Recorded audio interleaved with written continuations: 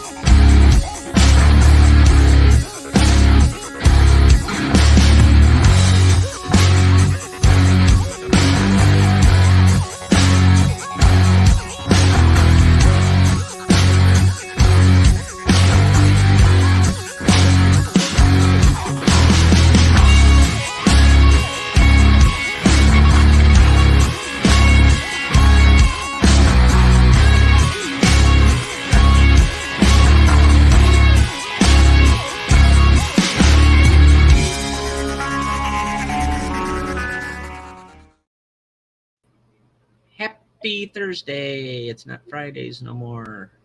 Hello, everybody. I know, I almost forgot. I had to set a reminder for myself. So this case is it's far out there. Yeah, I started to send you some pictures, and I was like, "Yeah, I better skip some of these." Yeah. Because oh man, they were bad. Yeah, They were really bad. So Ed Gein was the whole thought process behind Leatherface and the Texas Chainsaw Massacre. It was the whole idea behind it, and typically for the same reasons. Did not actually happen in Texas, and it wasn't chili; it was stew. But yeah, it was very close to where I'm at now. It was in Plainfield, Wisconsin. So it's a pretty bad one. So yeah. I'll go through a rundown and give everybody a kind of the background on Edward Theodore Gein.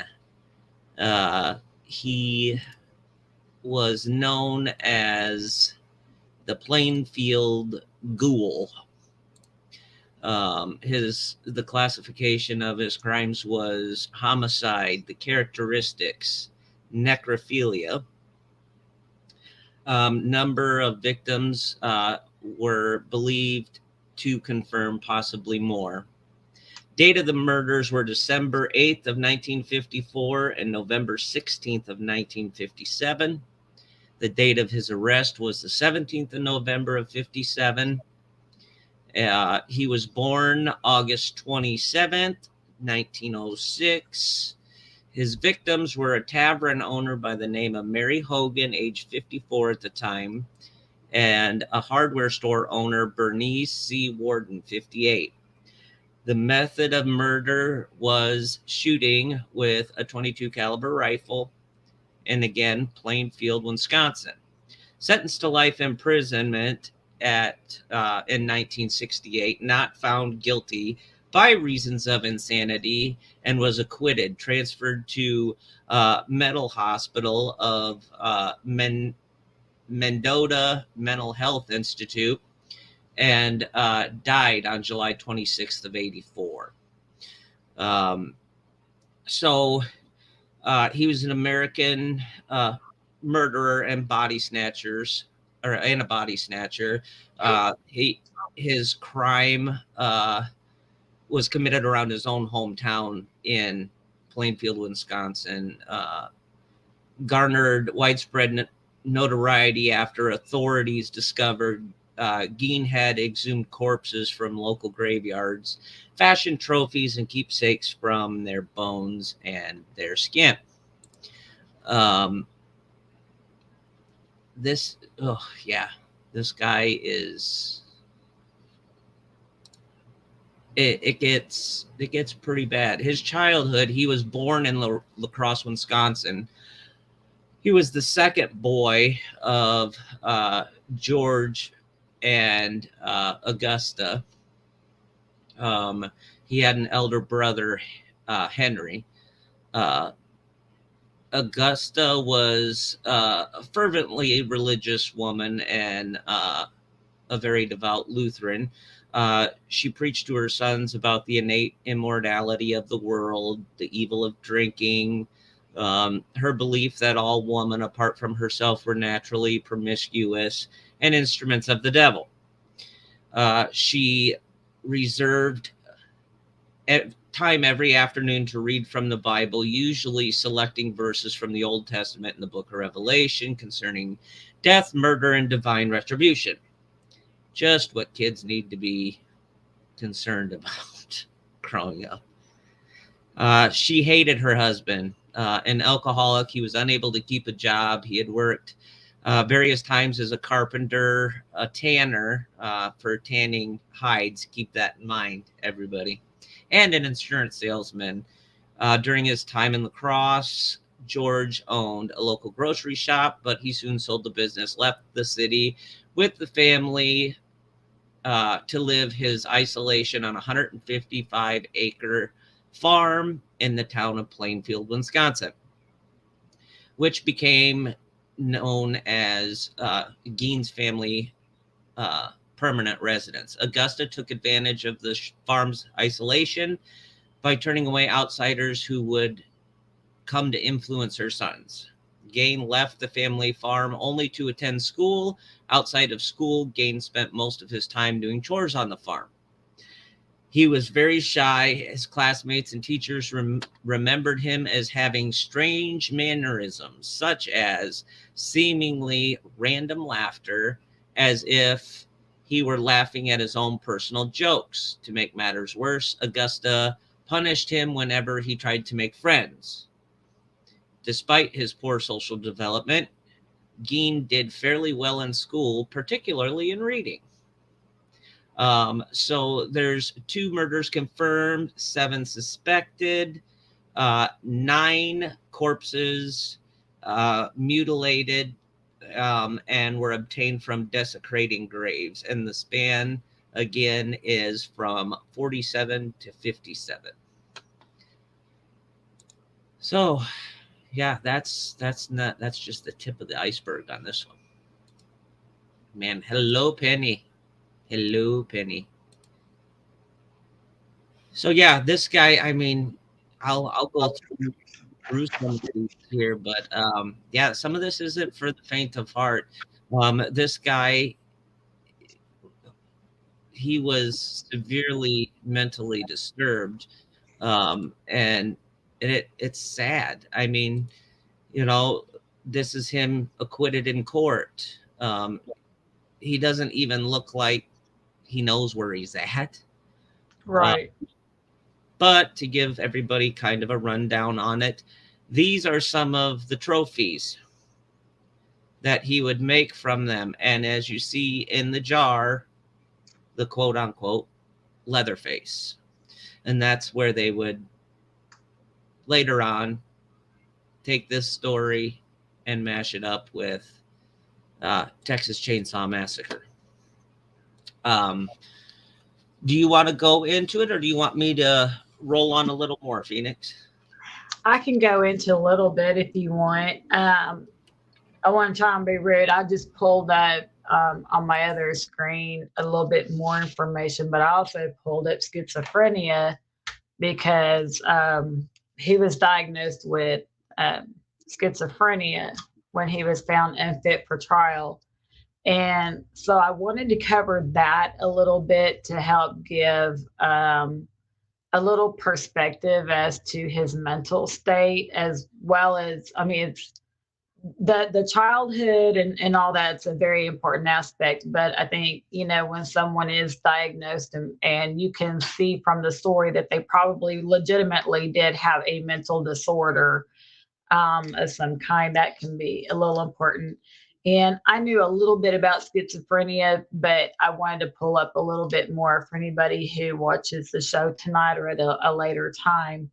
Um, so it says on, I pulled up Mayo Clinic. So that's where I'm getting some of my information for anybody else who wants to look it up. According to Mayo Clinic, it says that the signs and symptoms may vary, but usually involve delusions, hallucinations, or disorganized speech and reflect an impaired ability to function. Symptoms may include delusions, hallucinations, disorganized thinking, and or speech, extremely disorganized or abnormal motor behavior, and then it says negative symptoms, which you can see when you watch the story of Ed Gein or look into it, that this probably really kind of fits to a large degree what they're calling negative symptoms, because it says it refers to reduced or lack of ability to function normally. For example, the person may neglect personal hygiene or appear to lack emotion, doesn't make eye contact, doesn't change facial expressions, or speaks in a monotone voice. Um, the person may lose interest in everyday activities, socially withdraw, or the lack of ability to experience pleasure. So the reason I wanted to kind of go through the symptoms is just to help give a little perspective as to what he was diagnosed with. But everything I just read off the negative symptoms list really does seem to fit Ed Gein, because as we look into his childhood and on into his adult life, his whole world revolved around his mother in a very abnormal way. He was not a social person. He was really withdrawn. Pretty much everything that I just read under there describes him perfectly. Yeah, and to give everybody a background that I did miss, how withdrawn he was. The movies that were actually took from the Gein case was not just the Texas Chainsaw Massacre, but Norman Bates from Psycho, Buffalo Bill from Silence of the Lambs as well, the recluse type. Yes. And so, and you see in those movies, of course, they were saying in the movies, they really exaggerate these characters, to make it, the shock horror film. Like, the real story of this guy would not be shocking enough. I think I don't think they need to do that for dramatical purposes, but yet they do kind of always portray the extremely antisocial person, and really, in a sense, really play out the characteristics pretty well, just exaggerate kind of the craziness. I watched a version of Texas Chainsaw Massacre the other night with my son Dakota, and it was so horrible. I went to bed. We were like, okay, now come on. But, it really is a sad situation, because here again, we have somebody else who truly had a mental disorder, and it was neglected once again. And, we can go back to some of the same questions we've asked before, and some of the same, theories that because of the day and time, there may not have been as much known, may not have been as many treatments, et cetera, et cetera. In which, well, and their mom kept them at the farm. So, I mean, outside of being what everybody thought was odd, they were shut-ins. Right. And they own, I'd have to scroll back up here. I should have written it down, but it was like 168 acres. I mean, it was just a massive farm, that they kept them on. So, like, basically, the way I understand everything from when I was looking through this story is almost like Augusta Gein, who was the mother, like she wanted her sons to be crippled and dependent on her for some reason. And to be honest, I really almost kind of expected to find that there was some kind of abnormal, trying to be nice about it, abnormal physical relationship between one of the sons and the mother, which I did not uncover. It was just a very abnormal mental obsession with her. Well, and that form of it where she had to have these boys no matter what relying on her. But the last two shows we covered, a lot of that it's Munchausen by proxy. Yes, yes. So is in a way, it's sad. Here again, I have no sympathy for him and his crimes. He was a very disturbed individual, but I look at the child who needed help, and it's just sad that back then, um, the way things were, the combination of who his mother was, how she raised him, the lack of understanding for people on the outside who may have been able to step in and help. It was just, a multitude of things that just collided that, it was overlooked and probably his mental disorder was fed into. So there is a part of me that has a little compassion for that little boy who maybe could have been helped and been medicated or something, if it had happened today. But Well, as a child, he was already into strange behavior with animals. It had not progressed to humans as a small child, but he had already started killing animals and dissecting them and stuff. And I know there's going to be somebody out there who says, "Well, my son does that." Are you saying no? But there's a lot of behaviors that he was exhibiting with that, um, and it was just strange behavior and just almost mutilation, of animals and things. Um, but like you were saying, Dave, she considered herself nominally Lutheran, and not saying anything about Lutherans, just giving insight, but she was very much on indoctrinating her sons, just cramming it, constant to an extreme where it was just, I would say, borderline, if not crossing the line of just abuse, and just the way it was done and forced down them. Um, and you brought up the women, being promiscuous, except for her.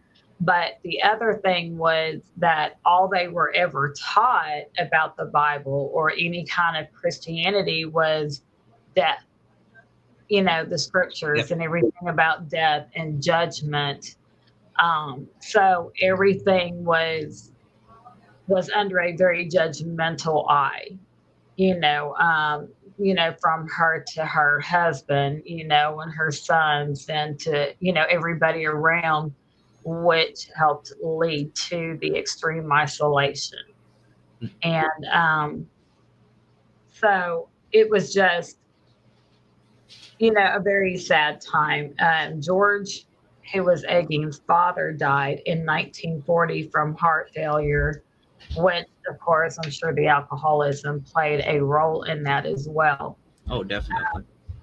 But after George died, I think things started kind of spiraling out of control a little bit more because he was not there for Ed's mother to take any of the focus out on.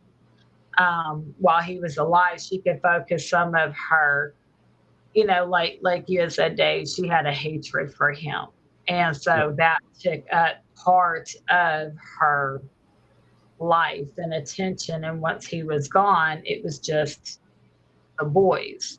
Yep, and it's said that she often abused them, believing that they were destined to become failures like their father, and that's how she saw it. Correct. And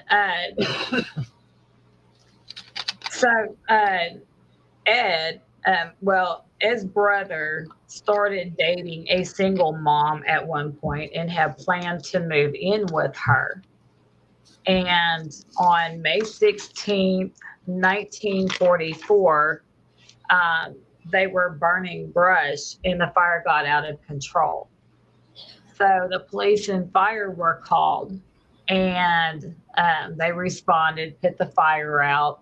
And at some point after everyone left, Ed reported his brother missing. So there was a big search for him, and he was found in the field, apparently laying, I think it said upside down. I would assume that means face down. Yeah. And, but it was not from the fire, which as I was reading this, again, I was expecting to hear, it was accidental. But the initial ruling was heart failure. Then years later, it was reported that there had been bruising on his head, like he had been hit, and that he had apparently died from I'm getting tongue-tied, asphyxiation. Yeah. Sorry. So there was question, at one point when they did arrest Ed Gein, they did question him about his brother's death, but they had nothing that they could really pin it on him with. Right. But they seriously questioned that Ed Gein had probably killed his brother. And of course, it was a big issue that his brother was wanting to move in with this single mom. And I guess in a sense it was seen as abandoning the family and his mom. And I gotta sneeze. Oh, excuse me. Sorry, I went to try to mute the mic. I'm sorry. So anyway, but Ed, I guess Augusta, was upset because, she's already believing women are whores, promiscuous and stuff. So now here's a single mom, and her son Henry is wanting to move in with her. So that was a huge problem.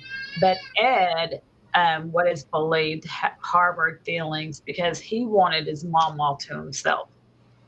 And Henry had not moved in with this woman yet or married her. So they have suspected that he just grew tired of waiting and just wanted it to be the two of them. So to this day, I guess it has not truly been put on Ed Gein. Is still just left that they believe that's what's happened, but there's been no true circumstantial, but there's enough there that it's too coincidental. I mean, the fire, he was untouched by the fire. He had absolutely no soot or anything in his throat, nasal cavities, or his lungs. Mm-hmm. And the bruises on the head. It's just, and yeah, within 5 years, his dad dies, his brother dies, and then a year later, his mom dies. Not even a year later. Well, a little over a year later. Yeah. Augusta died of a stroke. She was having multiples. Yes. And so that is when Ed Gein, really unleashed himself because he didn't have his mother to focus on.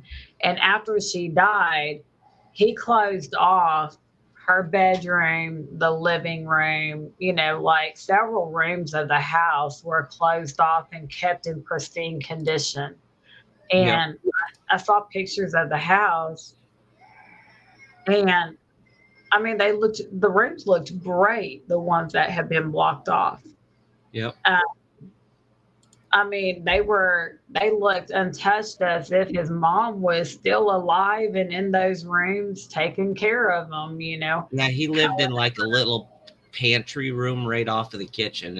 Those are really the only rooms that he was in, and this is what they looked like. Gosh. Can you imagine trying to live in that? Oh, good grief, no. Makes my skin Yeah. crawl. Oh, it does. I mean, yeah, you don't want to know what all I had gone through my mind of what was in there.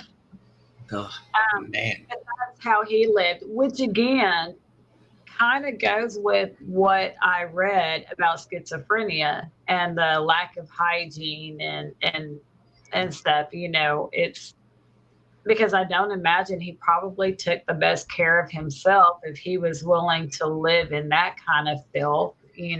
Yeah. Well, and this is right around this time.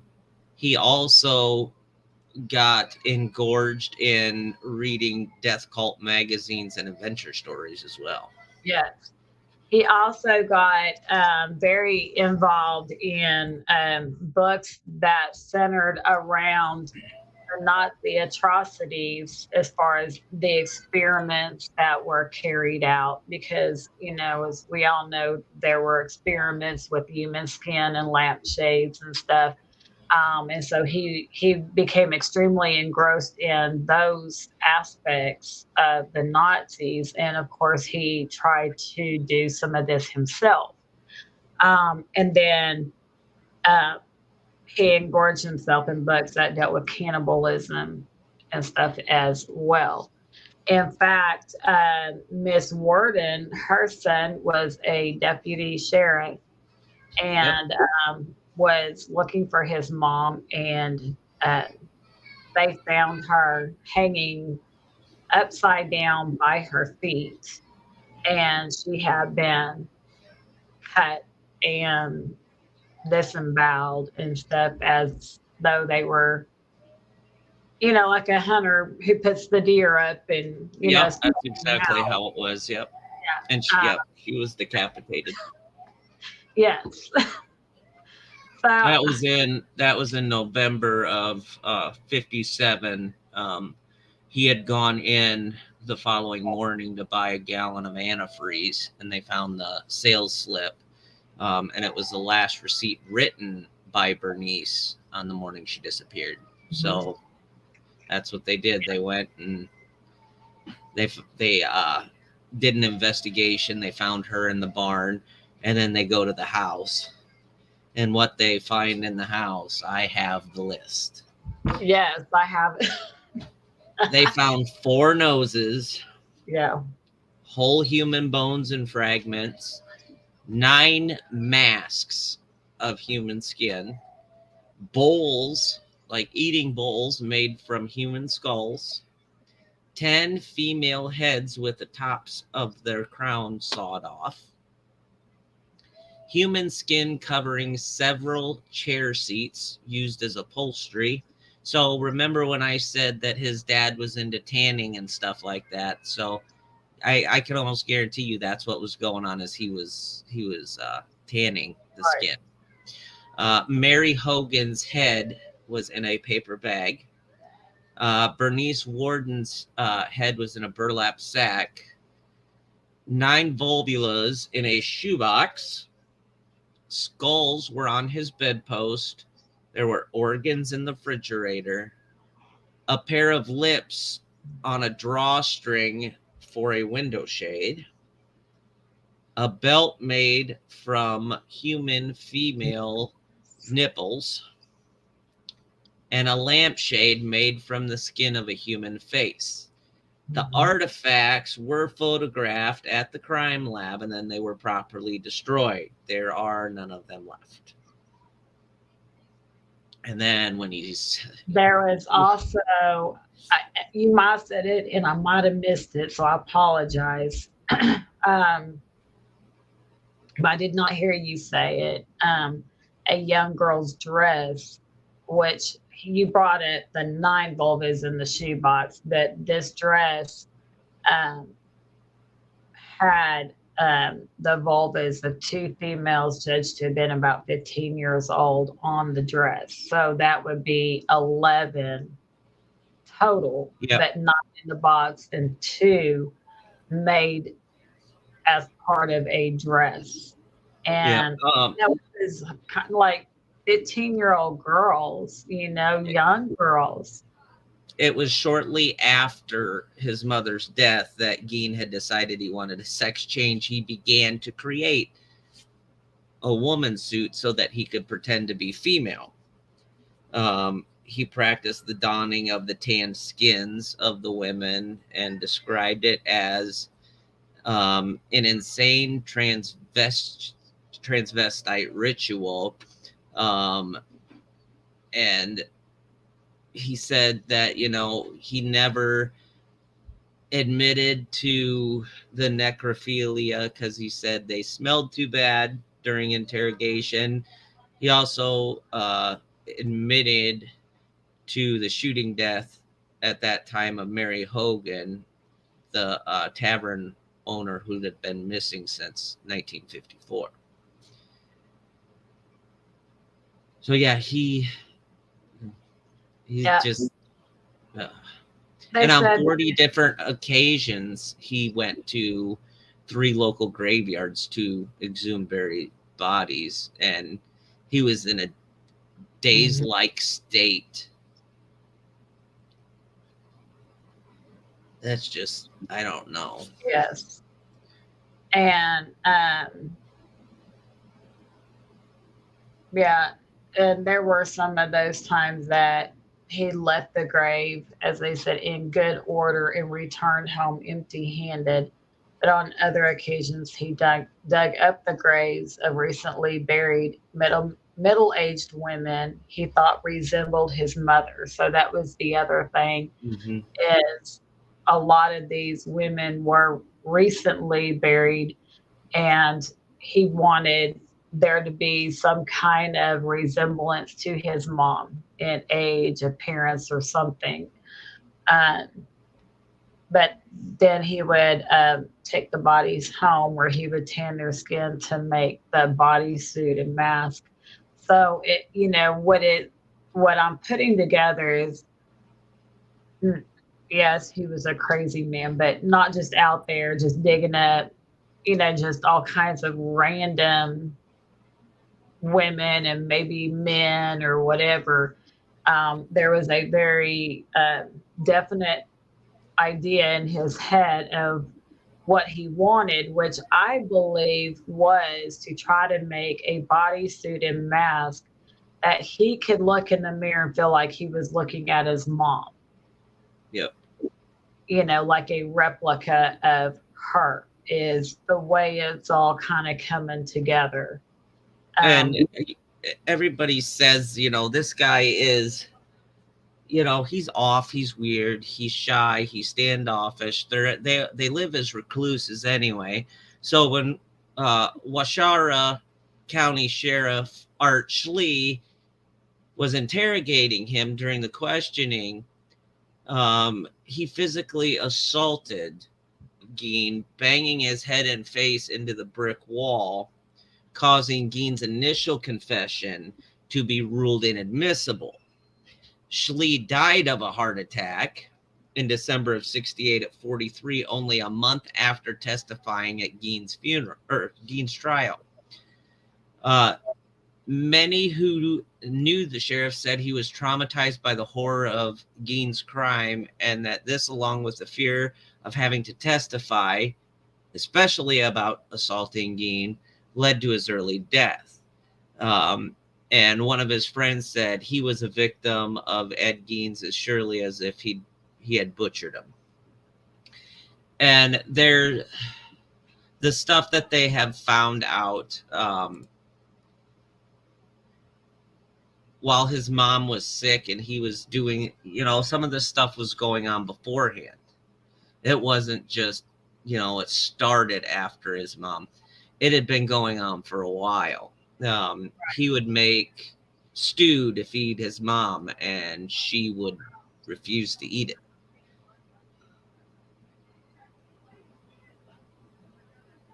I'm sorry, that's just gross. It is. But she would refuse to eat it. Well, hell, I'd refuse to eat it too. Man. I wonder if she knew and that's why she refused, or if it's dead bodies, it had to have some kind of foul taste or odor. Even if Yeah, she and no, it had to have something that was just putrid to her. yeah, and they said that just the smell inside the house and the car that they sold at auction was just horrendous smell. And essentially what had happened is the fire department, because there was no cleaning that house, they snapped their pictures, took what evidence they needed to, and after he was put in the mental asylum, they burnt the house down. Just because at that point it's a huge health hazard. I mean, to live in squalor like that is just astronomical. And then the thing about it, when Gein was in detention in 58 is when they burnt the house down. At first, people suspected that it was arson. It was a cover-up because they didn't want to go back and have to do all of this trial crap all over again and say that, oh, they did it. So, yes, they did. They put that out there that it was. And when Gein learned of what happened, he just shrugged and said, just as well. I mean, you boarded up all them rooms, when you when she died. I would think it would have something, a little effect on him, Right. There was a 16-year-old boy whose parents were friends of Ed Gein and had attended baseball games and movies with them. And they reported that Gein had kept shrunken heads in his house, which Gein had described as relics from the Philippines that a cousin of his had sent him, during World War II. But upon investigation by the police, these were determined to be human facial skins carefully peeled by corpses and used by Gein as masks. And, I remember reading that and, just wondering how, like, this family, who had, befriended him, I guess, as much as somebody could under the circumstances, how would they feel seeing these shrunken heads, that they think are just old relics from the Philippines, and then to find all this out, and here, maybe they could have, if they had known, maybe reported it or something, but to know they were that close and, trusted what he said. I don't know. I think about that because I'm like, I've been in people's homes. I couldn't imagine sitting next to something I think is some old relic. And I might think, well, that's a little weird. I wouldn't want that. But that might be the most I'm thinking, well, that's just kind of weird to want like an old relic like that, But then to find out later that this friend of mine is killing people and digging up bodies, and it was actually somebody's face that he had peeled off. I don't know. It just adds a whole other thing. But again, it kind of shows the side of humanity where we want to try to believe the best in people and not think, I don't think we're just born to think in those kind of terms. Our minds don't go there, just automatically. I think, especially when it's something of that nature, like under the circumstances, you would just have to see so much that would start making you question. That would have to be extreme, because we just have this innate thing built inside us to want to believe the best and think, oh, well, he has issues. And so you overlook some oddities and think, you're really trying to reach out and be a good person and Right. help somebody. And, a lot of times, we do miss, something because we just, our brains think more normal, for lack of a better word. We just don't think in these horrific terms. Yeah, and a lot of it, when he underwent a battery of psychological tests, it was concluded that he indeed was emotionally impaired.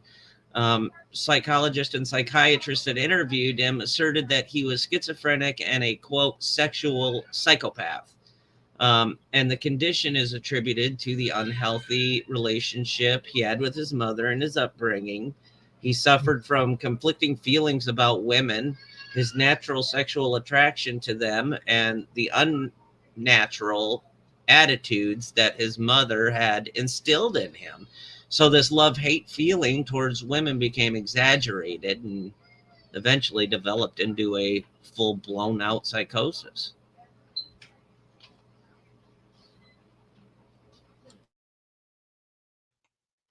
And now, as far as the trial goes, on November 21st of 1957, he was arraigned on one count of first-degree murder and Washara, is that how you pronounce that? Yeah. Washara County Court, where he pleaded not guilty by reason of insanity. And he was diagnosed with schizophrenia and found mentally incompetent and therefore unfit for trial. So he was sent to the Central State Hospital for the criminally insane, which is now called the Dodge Correctional Institute. So it has had a name change. And it is a maximum security facility in Waupun, Wisconsin. Waupun. And he was later transferred to the Mendota State Hospital in Madison, Wisconsin. In 1968, however, doctors determined that Gein was mentally able to confer with counsel and participate in his defense. The trial began on November 7th, 1968, and lasted 1 week. A psychiatrist testified that Gein had told him that he did not know whether the killing of Bernice Worden was intentional or accidental. Gein had told him that while he examined a gun in Worden's store, the gun went off, killing her.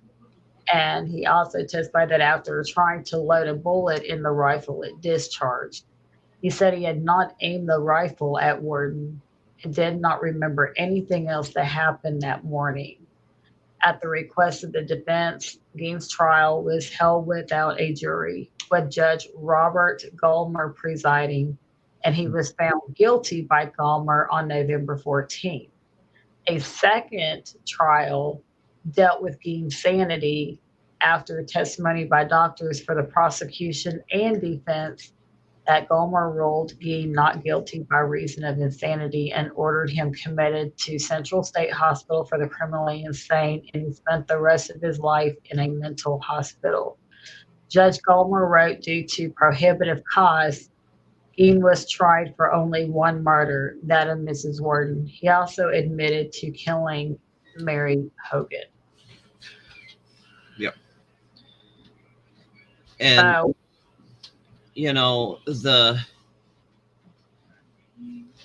the whole thing with mentally able to confer with counsel and participate in his defense, I don't think he honestly was. Right. Yeah. I mean, I don't see it how he was. And this is what Mendota looked like. Mm-hmm. From the outside, it kind of looks like a nice place, you know. And yes, the fire chief, when it happened, the fire happened. It's reportedly what had happened was the cleaning crew that was cleaning the house out started a garbage fire 75 feet from the house, and that the hot coals from the bonfire got up to the house, but there was no burning along the ground or anything. It is also possible that the fire was not a matter of quote unquote urgency to deal with by the fire chief, Frank Warden, son of Bernice Warden, Gein's last victim. Gein's 49 sedan, which he used to haul the bodies of his victims, sold at an auction for $760, equivalent to $7,100 in 2001. To a carnival sideshow operator, Bunny Gibbons. Gibbons charged carnival goers 25 cents just to see it. Which I'm sure back then was a lot of money. But, you know, at first it kind of took me back. I was like, 25 cents. And I had to think, well, wait a minute. How long ago was this? But, you know, it's an interesting story. And then and how many other people that they had tried to pin to him that were missing, because there was an increase, you know, and it all goes along, you know, the exact path that he was on, Wisconsin or La Crosse, Wisconsin to Plainfield and all that. So, and the media frenzy that surrounded it, and that, so we'll go through that. You know, the increased in missing persons, the skeletons, quote unquote skeletons in Ed Gein's closet, how it took the media by storm, and how he was the model prisoner before his death. We will get into here when we come back from our intermission. But yeah, I mean, I truly, the absence of the father most of the time, the emotional, physical abuse of the mother, you know, keeping them in an antisocial state, sickly, not, you know, the boys always relied on mom. It's classic Munchausen by proxy in my book. But he obviously needed some help. Right. And I am a God-fearing Christian man, and that is not something that you just read judgment and death to your kids out of the Bible. Well, and I don't even know if they would understand all that. There's a lot of adults who have a hard time, you know, and I have a, you know, based on the way it was put, I have a feeling that she just pulled out particular scriptures, you know, like verses that had to do with it. So boys weren't even necessarily getting the context of what was happening. It was even when I was a teenager, and I got saved, and I really started getting into the Bible and stuff like that, I'd go to the pastor or the youth group pastor and I'd say, what's this mean? What are they talking about? And they'll tell you right off the bat, stick to the 4 Gospels. Yeah. You're a baby in Christ. You need the milk. Stop going for the steak and potatoes right out the gate. Right. Yeah. You need the beginning stuff first. Right.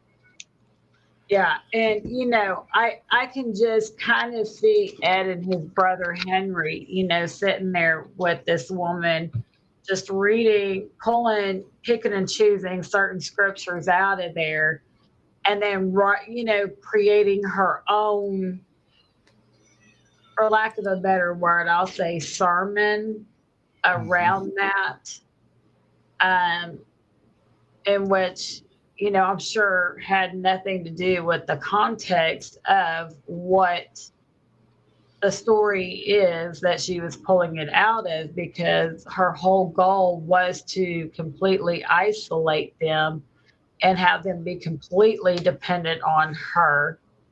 And so, it had to be a very definite mixed up view that she Yeah. created to try Yep. to scare them, or, um, pull them away from people, and then try to use those scriptures to help back,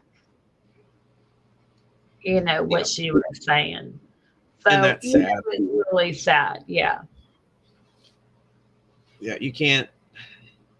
One shoe does not fit all, and if you don't understand, what what is intended in that, don't use it on your children. you know, Especially as a fear tactic to try and gain control. I mean, I could never do that to my son. I mean, I could explain to him, this is why these are rules in our house and why we have them that way. But, Right. I'm not gonna just preach death and judgment. I want him to know that, we call God our Father like a dad. I don't want him looking at me later on like, you know, judgment and punishment, and be afraid to come to me for anything if he needs help. Because, man, honestly, if I was married to Ed's mom, I probably would have drank too. Because I'm sorry, I don't. Mm-mm. Yeah. I probably shouldn't laugh, but, I mean, it's true. I probably would too, because, back in those days, divorce was very unheard of Oh overall. yeah, It was very especially with a devout frowned. Lutheran. Yes. Because my Very. grandma was my my dad's mom was Lutheran, and then uh, she converted to Presbyterian. But yeah, nope, marriage was for life. Mhm. Yeah. I The mean, of only way course, to get through it would be but an annulment. yeah, it was just, overall, divorce did happen, but you were very frowned upon. You were kind of seen as an outcast. It just wasn't accepted, and definitely not the norm. It was kind of seen as you made your bed, lay in it. Yeah, Uh, and it was also very, very difficult for women to leave and be able to support themselves and children, much hard. And I'm going to say it can be hard now, but they sure didn't have the resources back then that they have now to help women who are in bad situations. So, here in this situation, it would be, I guess, the dad who leaves, but, it just wasn't really done. And so, I mean, it is, I kind of giggle, because it's just kind of, there is a little comedy to hear. I probably would be drinking too, but yet at the same time, there is truth in that. He Well, may have already been drinking. We don't know, but I can imagine that living with her definitely helped. yeah. Helped I sure as hell ain't going over for Sunday supper. Too soon?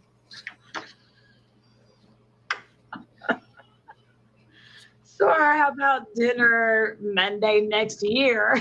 Right. Oh, If we're lordy, still lordy, neighbors. lordy. Penny goes, amen. I know. I saw. Um, Oh my gosh. But yeah, I mean, either he was already drinking, and of course, this just did, I'm sure, did not help the alcoholism and probably propelled him much deeper down that road, or it truly could have been the start of it and just his way of trying to escape it. Either way, I'm sure it was still an escape for him. His yeah. way of dealing with it, no matter how right or wrong, whatever he did when he was drunk, it probably was his way of escaping a horrible situation. Yeah. Um, And man, I tell you what, I kind of in that situation, I do feel bad for him just because of what it did to him. mhm. Because it didn't set him up on a path of rewarding good behavior at all. She constantly thought that these boys were going to turn out like their dad. And the more and more and more she pushed, the worse it was for them psychologically. So, well, it has come to that time of refreshments and a break. Stay tuned, guys. We'll be back for part 2.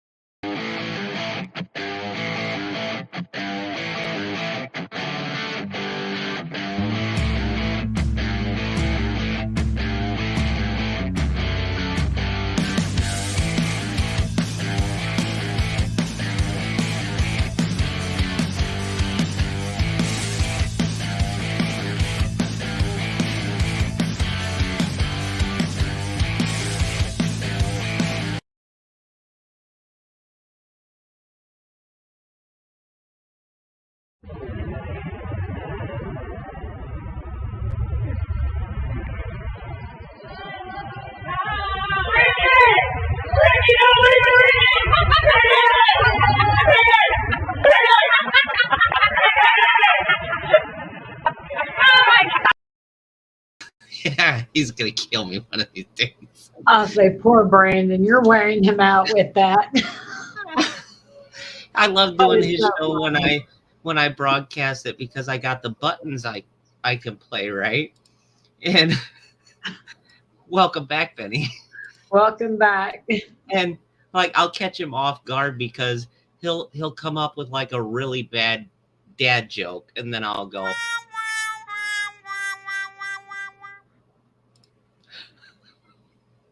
And he's like, I can't believe you allowed him to get them buttons.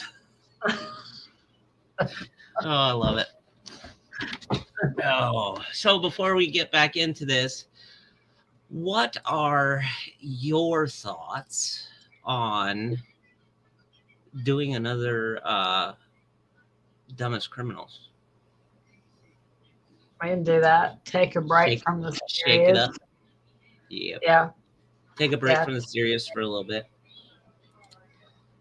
Oh, Yeah. that sounds good. I have to get used to Thursday nights now. I know it. So the increase in missing persons during the late 40s and 50s, the Wisconsin police did begin to notice an increase in missing person cases. There were 4 cases that particularly baffled the police. The first was an 8-year-old girl named Georgia Weckler, who had disappeared coming home from school on May 1st of 1947. Hundreds of residents and police searched the area of 10 square miles of Jefferson, Wisconsin. Unfortunately, Georgia was never seen or heard from again. That is a remaining cold case. There are no good suspects, and the only evidence police had to go on were tire marks found near the place where Georgia was last seen. The tire marks were that of a Ford. The case still remains unsolved, and wouldn't be opened again until years later when Eddie Gein was convicted of murder. The only thing that got that one, I mean, he's still good for it in a manner of speaking, and the way things work out timeline wise. The only difference was he had a 49-40 and this was in 47. Another girl disappeared 6 years later in La Crosse, Wisconsin. 15-year-old Evelyn Hartley. She had been babysitting at the time. She had vanished. Her father repeatedly tried to phone the girl at the house where she was babysitting, and there was no answer. The girl's father immediately drove to where she had been babysitting. Nobody answered the door. When he peered through the window, he could see one of his daughter's shoes, a pair of her eyeglasses on the floor. He tried to enter the house. The doors and windows were locked except for one, the back basement window. It was at that window where he discovered bloodstains. Petrified, he entered the house, discovered signs of the struggle, and he contacted the police immediately. There are bloodstains on the grass leading away from the house, a bloody handprint on a neighboring house. Footprints and the girl's other shoe were found on the basement floor. A regional search was conducted, but Evelyn was nowhere to be found. A few days later, police discovered some bloodied articles of clothing that belonged to Evelyn near a highway outside of La Crosse. In November of 52, 2 men stopped for a drink at a Plainfield, Wisconsin bar before heading out to hunt deer. Victor Travis and Ray Burgess had spent several hours at the bar before leaving. The two men in their car were never seen again. A massive search conducted, but there was no trace of them. In the winter of 54, a Plainfield tavern keeper by the name of Mary Hogan, mysteriously, she didn't just mysteriously end up missing. That one he actually admitted to. But the only thing they found at the time of her disappearance uh, was blood on the tavern floor that trailed to the parking lot. Um, they discovered an empty bullet cartridge on the floor, and police could only speculate at that time. So these cases are, outside of the 1 in 47. I guess we don't know if he traded cars in or what, but I sincerely highly doubt that they did. Just for the simple fact is they weren't all that well off as far as finances. Um, so that one I don't honestly see as being him because they had a 49. But it could have been. I mean, they moved, so I highly doubt they use truck and buggy. But without knowing what vehicles they had prior to that, there was no way to match him to them.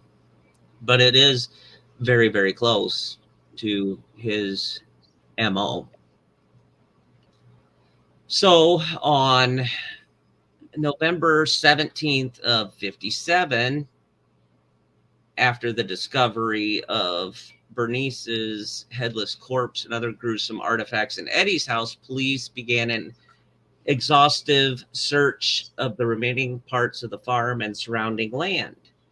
They believed Eddie may have been involved in more murders and that the bodies might be found on his land, possibly those of Georgia Reckler, Victor Travis, and Ray Burgess, Evelyn Hartley, and Miss Hogan. While excavations began at the farmstead, Eddie was being interviewed at the jailhouse by investigators. At first, he didn't admit to any of the killings. However, after more than a day of silence, he began to tell the horrible story on how he killed Mrs. Warden and where to acquire the body parts that were found in his house. He had difficulty remembering every detail because he claimed to have been in a dazed state. At that time, leading up to and during the murder, of being in that dazed state, causing him not to remember. Yet he recalled dragging Warden's body to his Ford pickup, taking the cash register from the store, and taking them back to his house. He did not remember shooting her in the head with a 22, which autopsy reports later listed as the inevitable cause of death. When asked where the other parts came from that were discovered at his house, he said that he had stolen them from local graves. He insisted that he had not killed any of the people whose remains were found in the house, except for Miss Warden. However, after days of intense interrogation, he did finally admit to the killing of Mary Hogan. Again, he claimed he was in a dazed state at the time and could not remember exact details. The only memory he had is that he had accidentally shot her. I don't think you accidentally shoot somebody in the head. Eddie showed no signs of remorse or emotion during the many hours of interrogation. When he talked about the murders and his grave robbing escapades, he spoke very matter-of-factly, even cheerfully at times. He had no concept of the enormity of his crimes.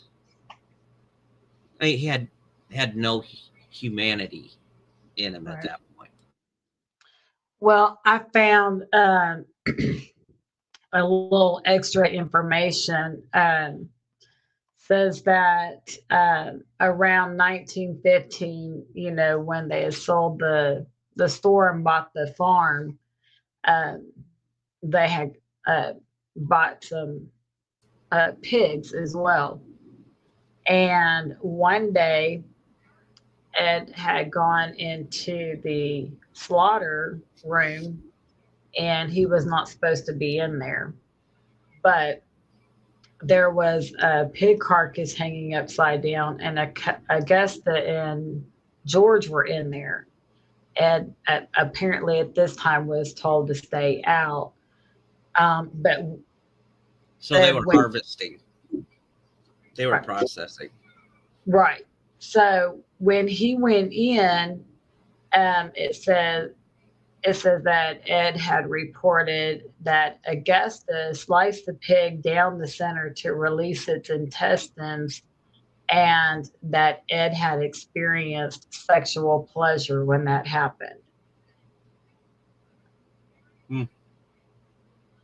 So,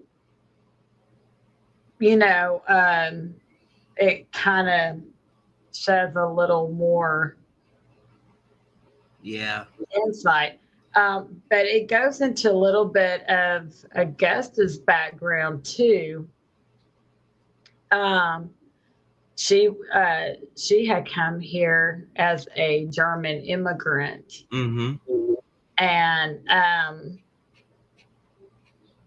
said that the Germans were the largest immigrant group to settle in Wisconsin in the 19th century, spurred by political, social, religious, and economic upheavals in Europe. Um, and then, of course, December 11th, 1900 is when Augusta married George Gein. And apparently, there were, so of course, she was not a great mom to Henry. He was born in 1902. Both boys were kept isolated, to a very large degree. However, according to this information, um, there were some slight differences in how she treated Henry versus Ed. Um, Yes. by the time she had Ed, it was reported that she really, really was fixated on having a girl after having Henry. And so then she gets pregnant again and has another boy. So, Henry, of course, I guess was raised to what I'm seeing here is that he was raised to be, I guess, more masculine. Like she was okay with him being more masculine, but because she wanted a girl, Ed was raised with some differences where she, yes, he did, things that would be considered a more masculine work, but she still raised him to be less masculine than Henry, and raised him in a manner to where he believed that men were much weaker than women, which also fed into um, the idea of the mask that he was trying to create because he wanted to be a strong woman like his mom. And so those were some And the full body suit. right. And Um, I do agree that, women are stronger than men, for the simple fact is I ain't birthing no babies. I think it just depends. I wouldn't say one's stronger than the other as a whole. I think,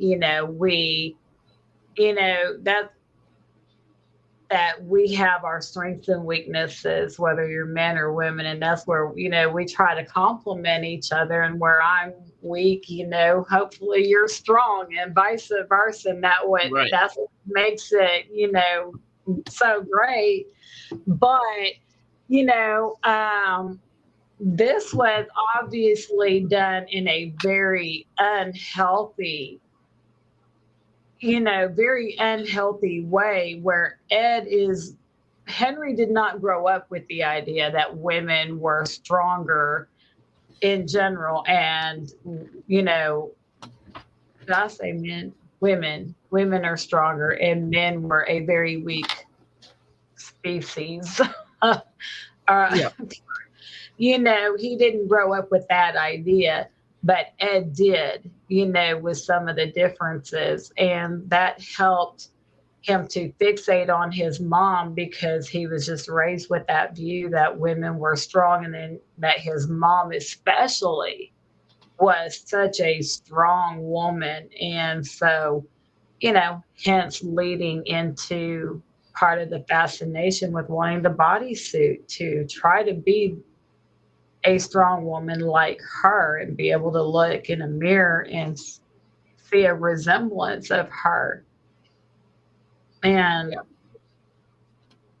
as sick as he was, it's still, there is an aspect of the story that is still so very sad, because you can very clearly see how his mother also played a very large and important role in Ed becoming who he was. It's not like he came from this family that, for all intents and purpose, was a fairly normal, functioning, loving home that you would look at and think, what? This person came from this home. It wasn't that at all. You can look back at his life and how he was raised and how the family functioned. And you can see, it very much played a role. And I would say his mom, it was probably, to me, pretty close to 50-50, the schizophrenia and stuff that he had. And then probably pretty close to just as much his mother, who created him to be the monster that he was. Yep. And it's sad. And It's very sad. And the whole thing the media did when they blew this way out of proportion is when investigators revealed what they found out at Gein's farm, the news quickly spread. Reporters from all over the world flocked to this small town of Plainfield, Wisconsin, and the town would become known worldwide as and Eddie Gein, and he reached celebrity status pretty much overnight. People were repulsed, yet at the same time drawn to the atrocities that took place on Gein's farm. Psychiatrists from all over the globe attempted to investigate and examine Eddie to find out what made him tick. During the 50s, he gained notoriety as being one of the most infamous, or one of the most famous of documented cases involving a combination of necrophilia, transvestitism, and fetishism. Even children who knew the exploits of Eddie began to sing songs about him and make jokes in an effort to, as Harry Schechter says in his book called Deviant, exorcise the nightmare with laughter. The distasteful jokes became known as Geiners and were quick to become popular all over. And in Plainfield, residents endured the onslaught of reporters, disrupted their daily lives, bombarding them with questions, and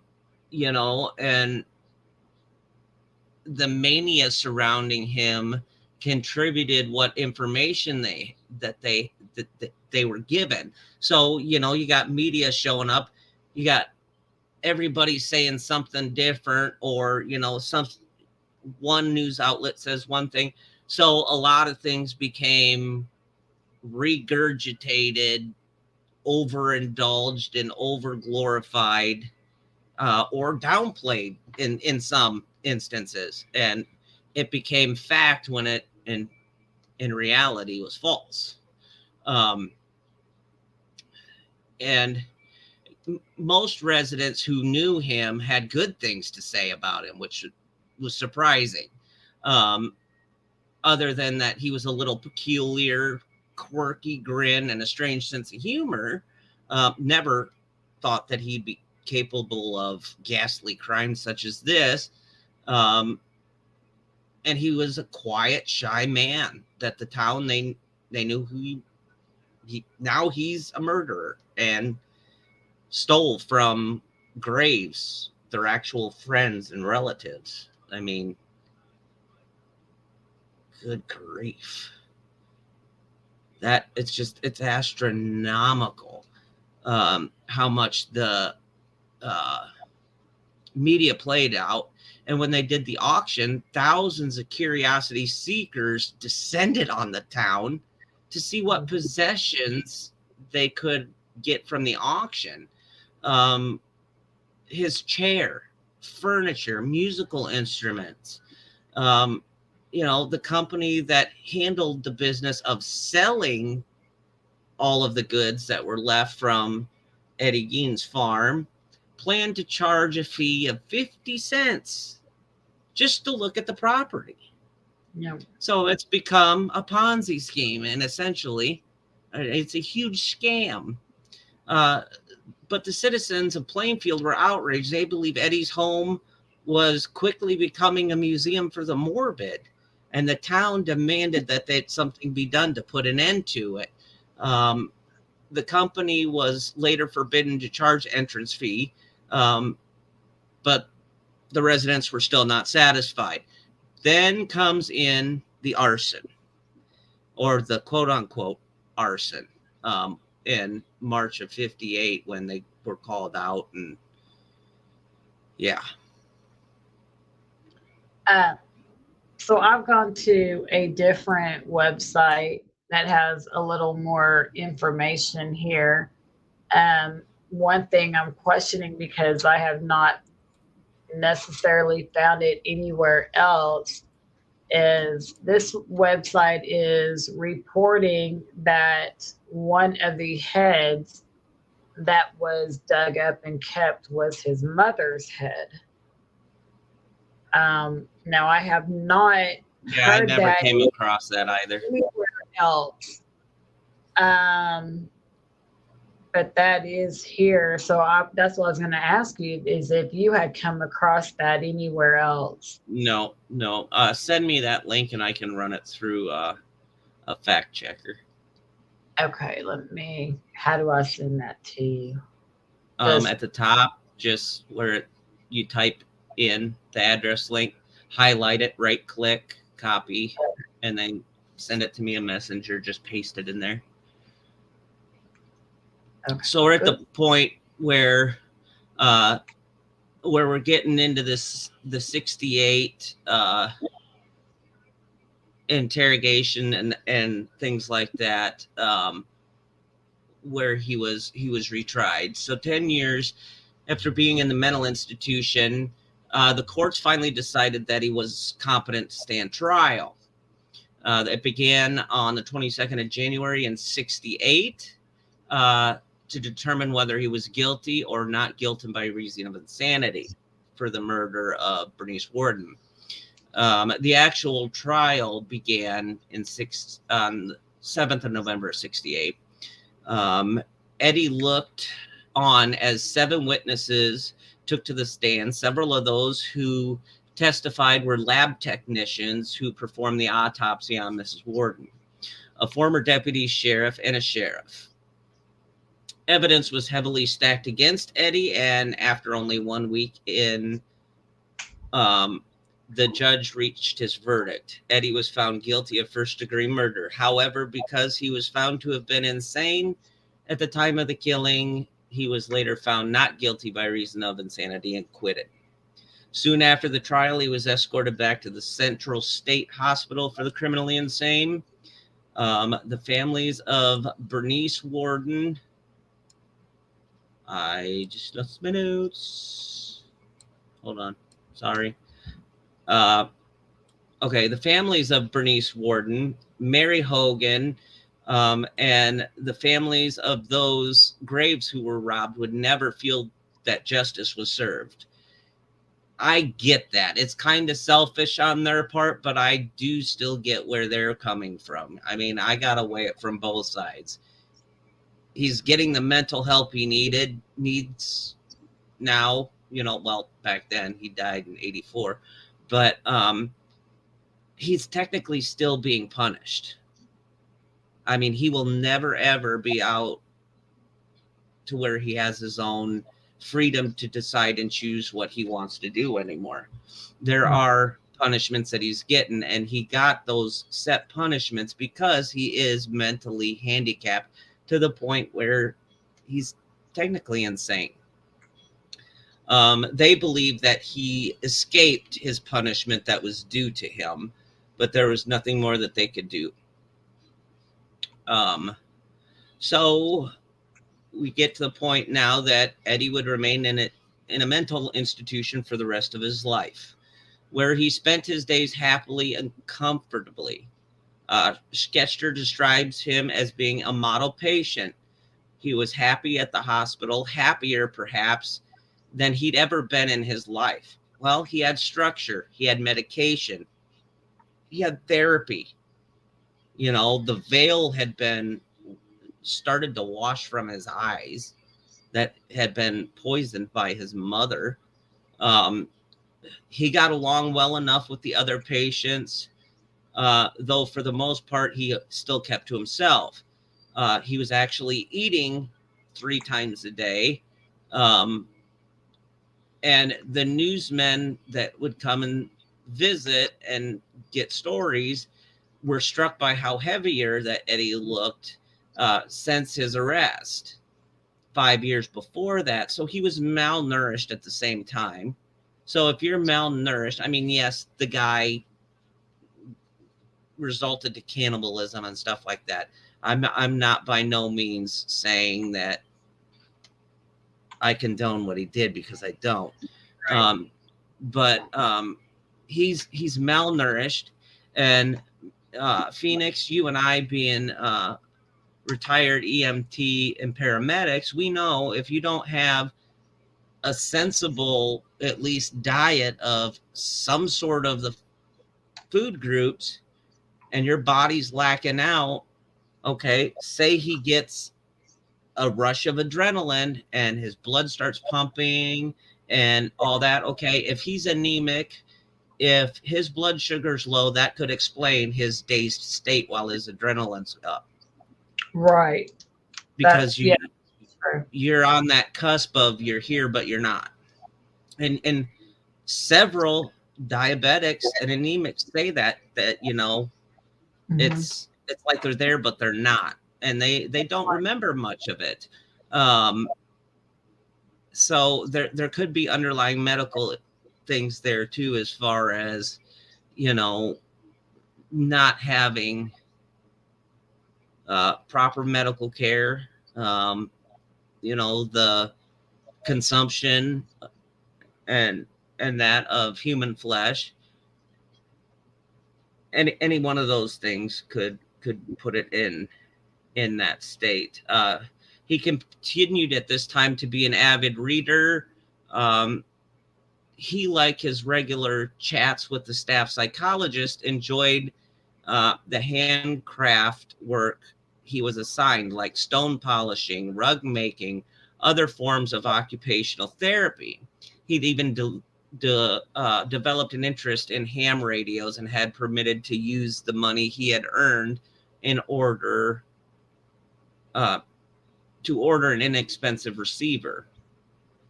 So, I mean, obviously, if he's, you know, he's doing what he's supposed to now that he's got that structure.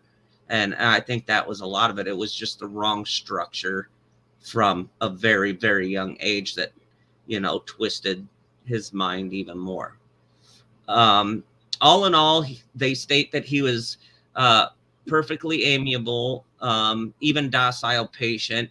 One of the few in the hospital who never, ever required tranquilizing medications to keep his craziness under control. Now, that is surprising.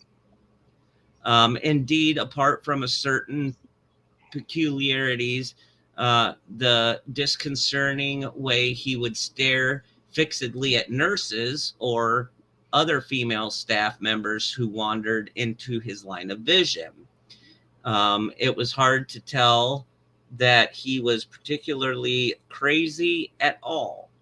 The superintendent told reporters that Gein was a model patient. If all our patients were like him, we'd have no trouble at all. On July 26, he died after a long bout with cancer, and he was buried in the Plainfield Cemetery next to his mother, ironically, not too far from the graves that he had once robbed years earlier. And the guy got help, but yeah, he still did it. I mean, the female staff are even sitting there telling you that, hey, you know, there's something, the way he just cold stone stares at you is, yeah, that would be creepy. Did you know that the hardware store is still there? Yes. Yep. I'm looking at a modern picture of it, but it's still there. Yeah, it's kind of weird to look at it and know what happened there. You know, it's just kind of right. surreal in a way, you know, like, wow, because it just looks like an everyday hardware store. You know, if I didn't know the story, I would never know what happened there or who owned it or, you know, who'd ever walked in there. And I don't know, it's just kind of a surreal thing looking at that photo. And then there's photos here. Like I said, I started to send you some of these pictures, but one, I figured you might already be seeing them yourself. Yeah. And some of them I thought might be a little too gruesome. I guess I could have messaged you and asked and just sent them anyway and left it up to your discretion too. But, you know, I'm looking at a picture of a head that was found in the house. And I mean, I ran it through Fact Checker. He did not take his mom's head. Okay. I'm glad I asked. But this head, I mean, I'm looking at it and you can see where the hair is just matted all over it and where he cut it, and it looks like it's sewn back together, like where he peeled it off and then sewed it. You know, like I said, it's just it's very gruesome. I mean, I'm sure the photo is not the quality that it would be today, you know. Right. Cameras have come a very long ways, but it is still a photo that you can see. You can see everything. You can see the moles on the head, you know, just all these small little details. And it's just, I don't know, looking at some of these pictures, it's just, you know, some of the victims' pictures and, you know, the bar. He was also suspected of potentially being involved with other people who had come up missing, such as a couple hunters who had come up missing. There was no evidence to show he had anything to do with it other than one of the men's jackets was found very close to the property, but not actually on the property. So there was some suspicion that there were far more people that he could potentially be involved with, but no evidence to actually link him to them.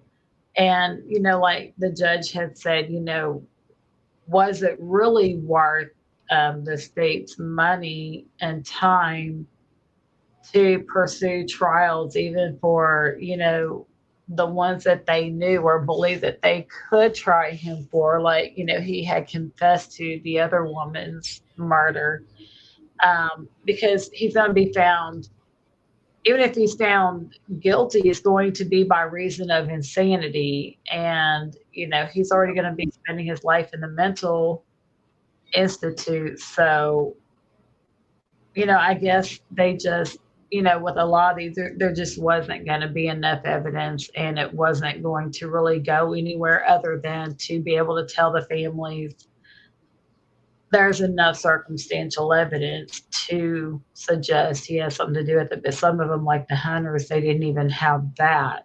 The closest they No. had was a jacket close to the property. But it does kind of make you wonder. I would just assume that there had to be far more victims than just the ones that we know. Oh, there. But Yeah, absolutely. There had to be. I mean, that's a I think lot so of too. years. You're looking at a minimum of 12 years just from when his mom died to when he was arrested, somewhere around 12 years. Yep. So, and then it was reported that, he's eating their flesh and stuff. Chairs.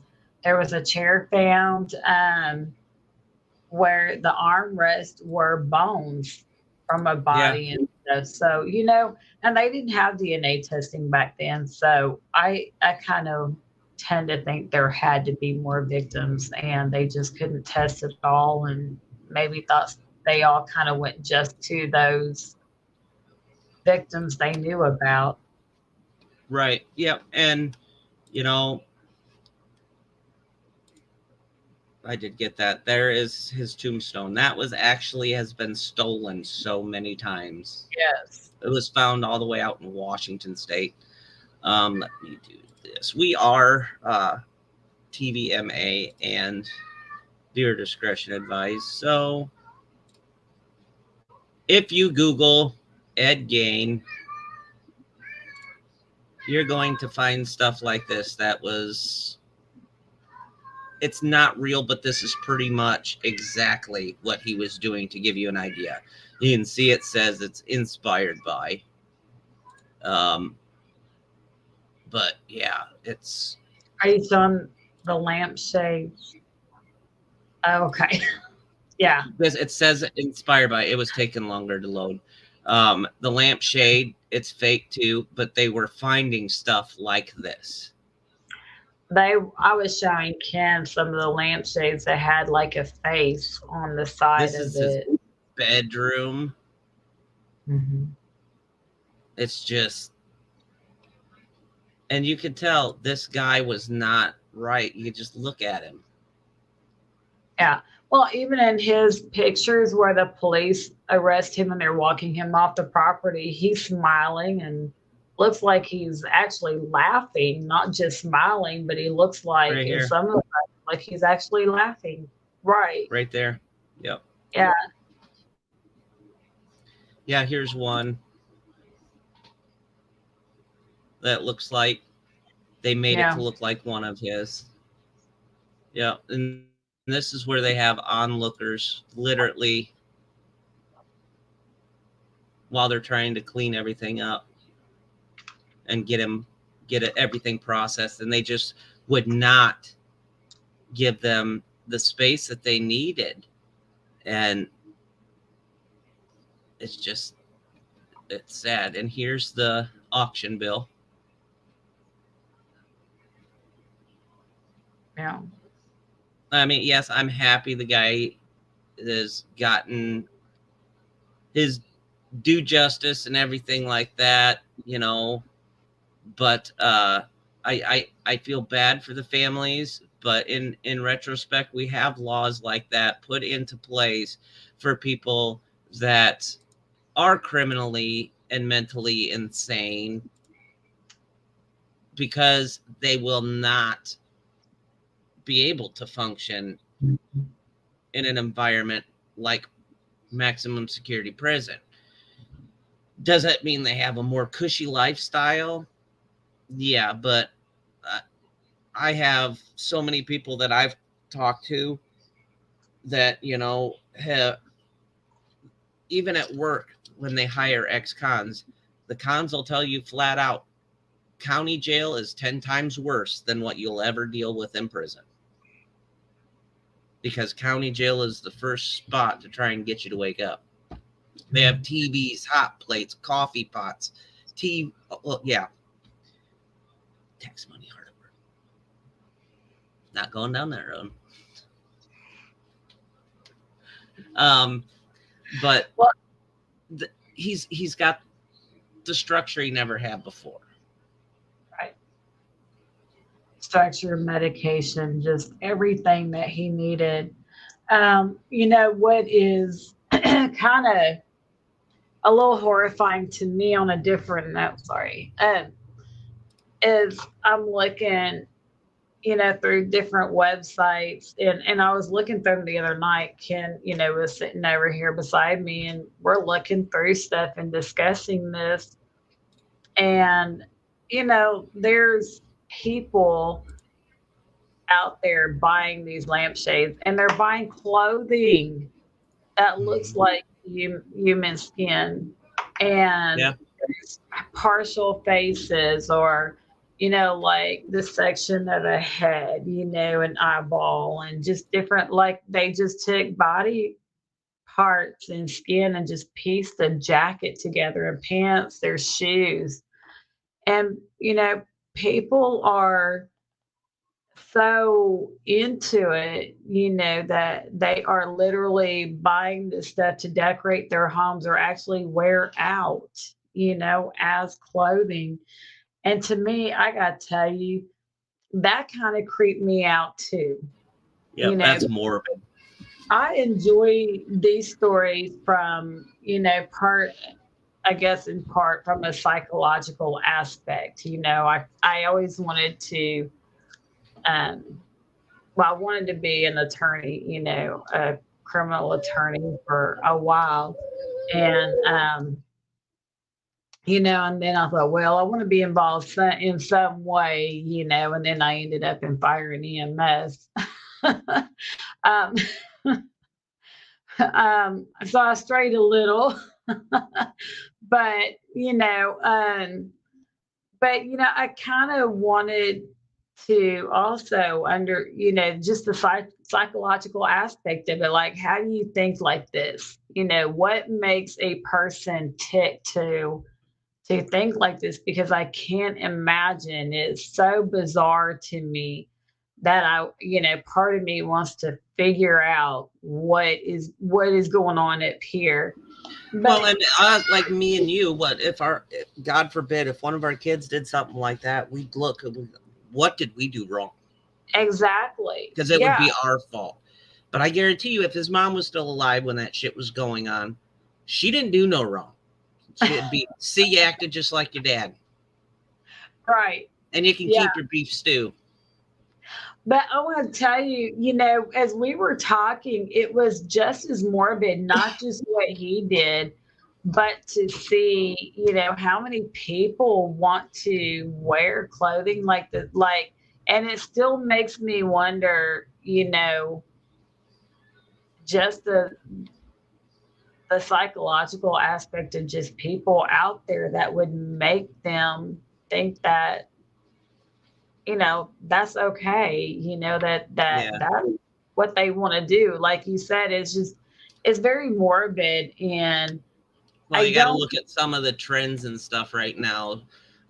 And I'm sorry, but our society construct is severely screwed. It's very deteriorating, very much deteriorating. And that's kind of, I guess, what I was getting to is just, I want to know some of this in a way of how do we fix this? How do we address this stuff? I agree, Penny, it has, and, like, how do we try to start correcting some of this and addressing these issues when people are young before it escalates to people being murdered and things? How do we get, what signs do we look for? How do we try to get people help? What triggers them? What is going on up here that, maybe we can address this stuff to prevent this stuff? And then I see people out there, buying this stuff, and then you see celebrities encouraging it. And, I don't want to get into the politics of it, but, but it's still, we have a society that by doing that, in a sense, helps, I think, to perpetuate some of the crimes and stuff that happen now, because now you've got people walking on a glass ceiling.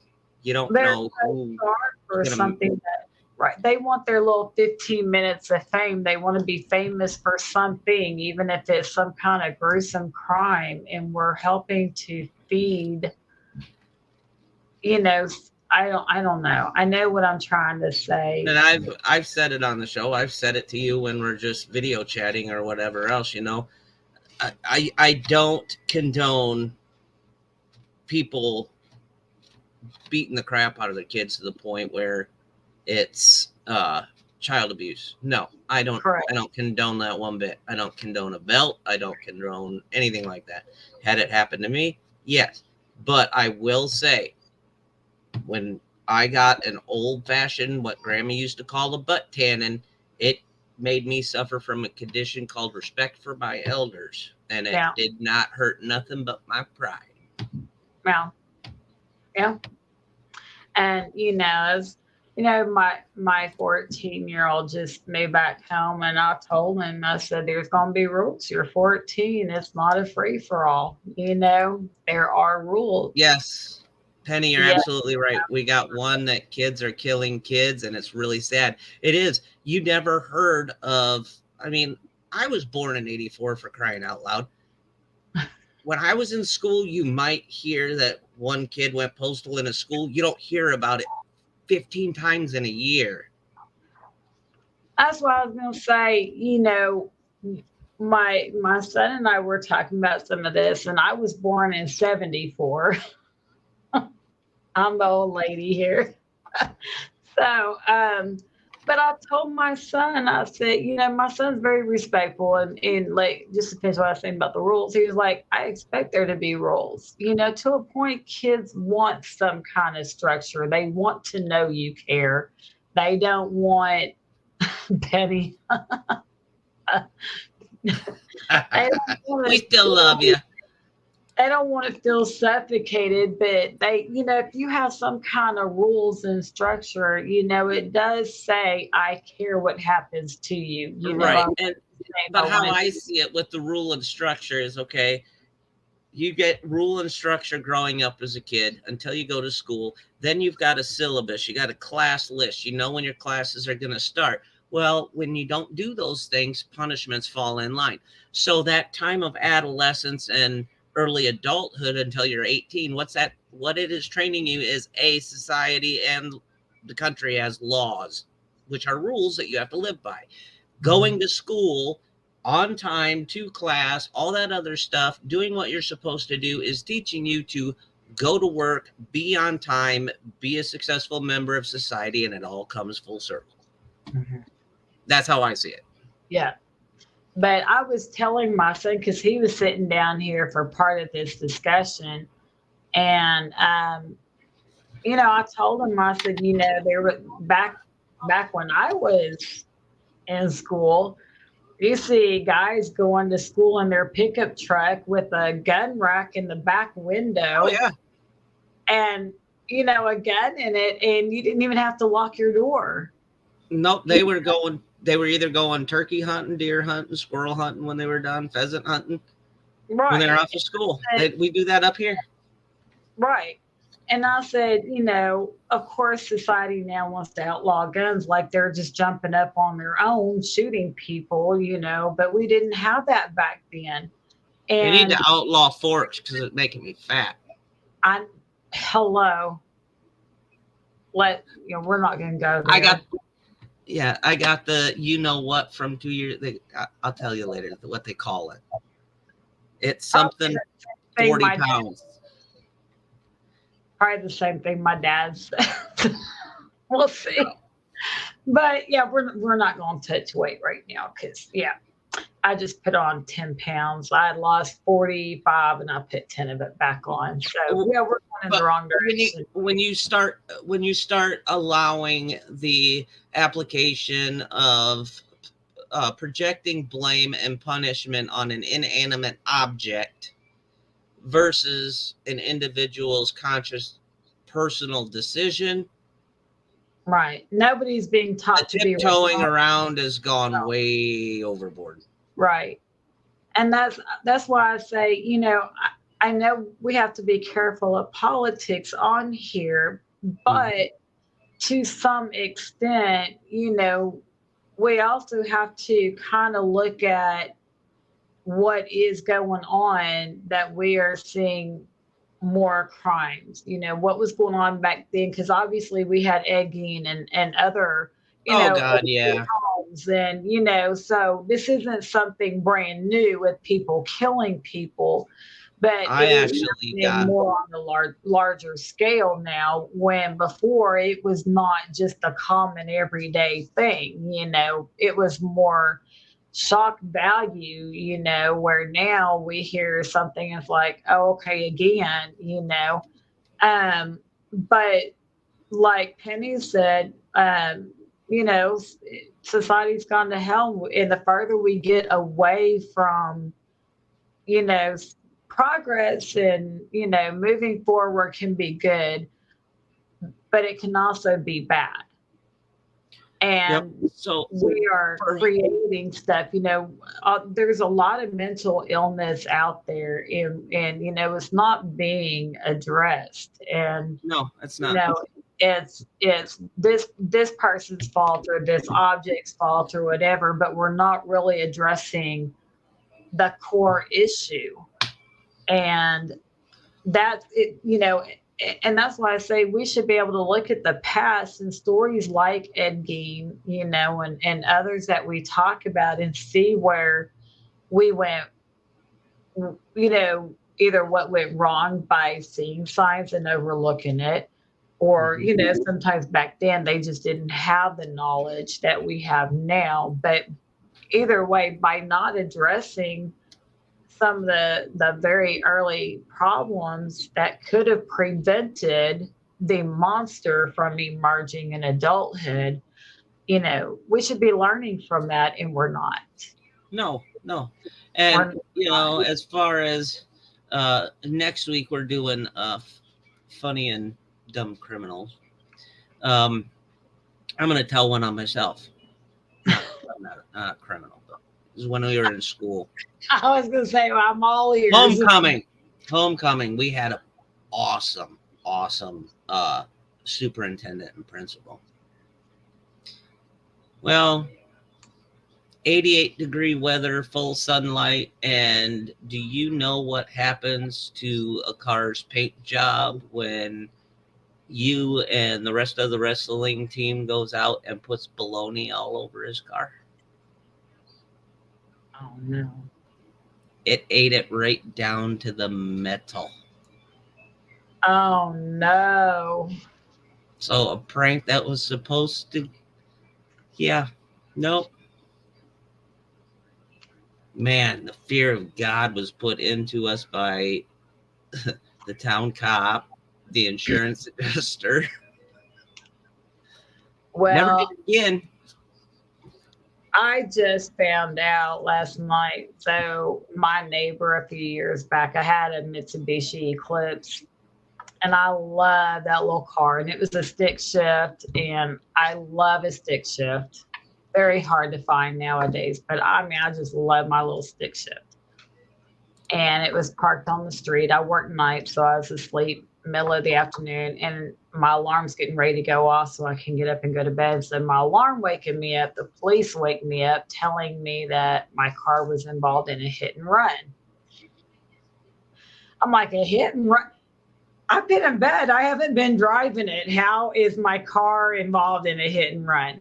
Because I'm thinking somebody's driven it, hit somebody, and run in my car. And I'm like, I promise I've been in bed. It was not me. And they're like, no.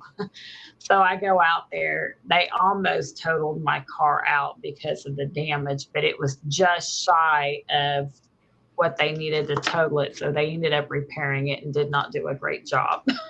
But anyway, long story short, they didn't know who it was. They did eventually find out, but it took them some time.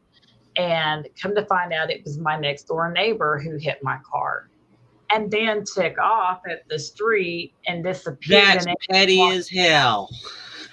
Yeah. Well, he was drunk and stuff, so he didn't want to get drunk driving on top of it. So by walking from the store and, oh, what happened here, even though they found out it was him who had the car that hit mine, the car was still there. He just left it and then went to the store and came back like, oh. So of course they found out, but they couldn't get him with drunk driving because they didn't Wasn't see caught him. in the act.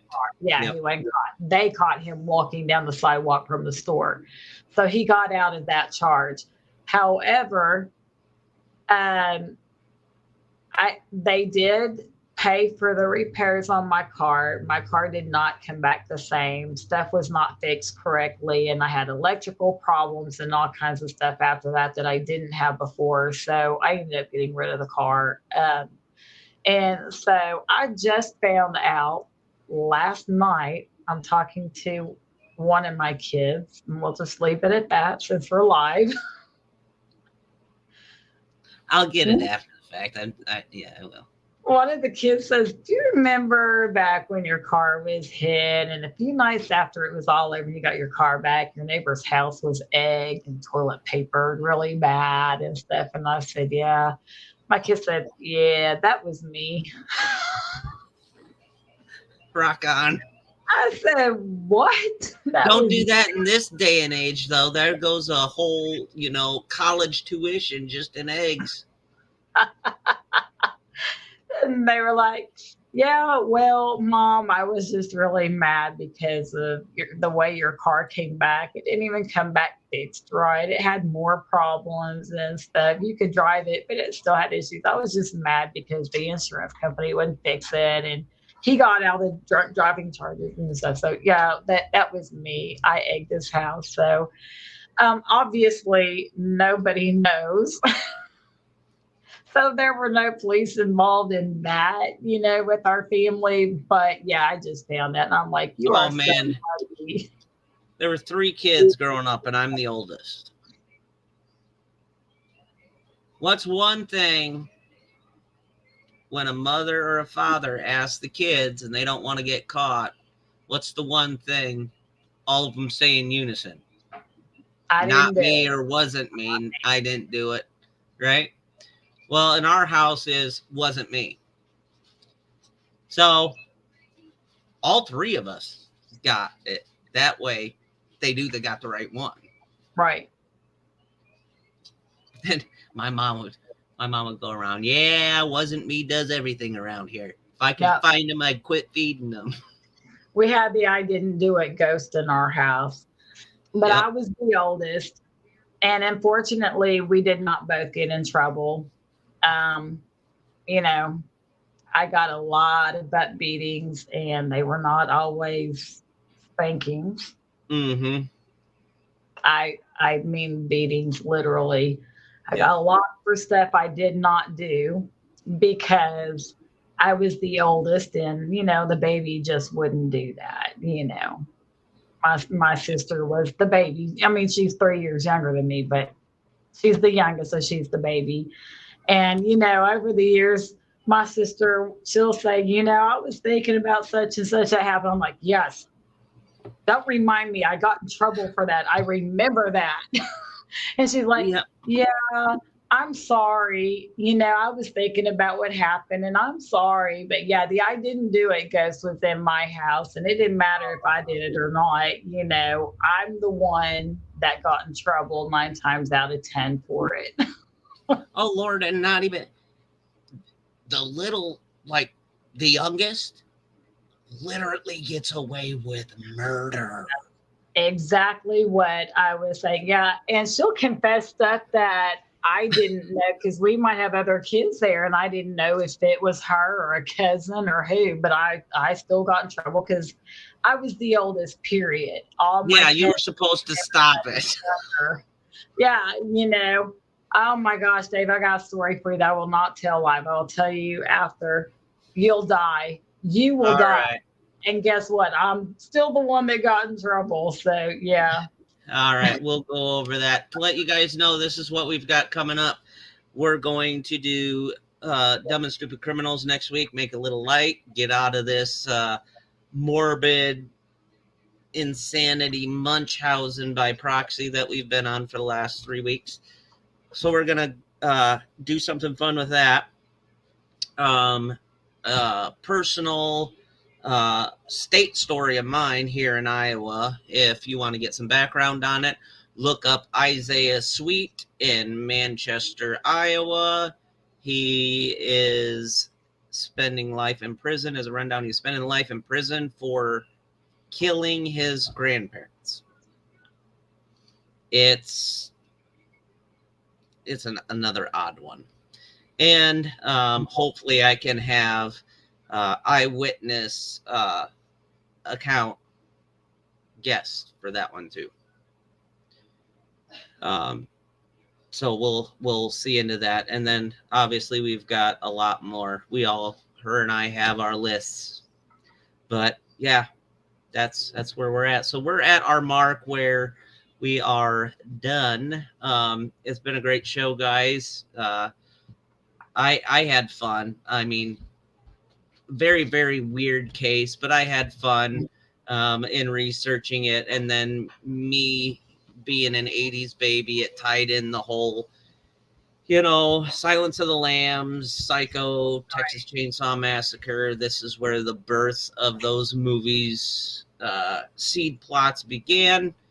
So everybody be safe. We love you, and we cannot thank you enough for interacting and being in the comments and the viewership on the show. Thank you. Thanks, Penny.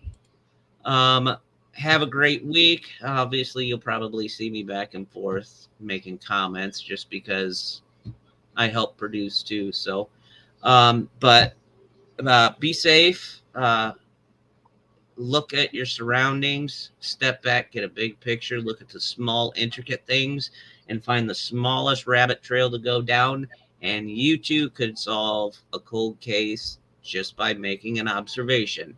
And another thing, don't end up on our show. Good night, guys. Good night. Have a great week.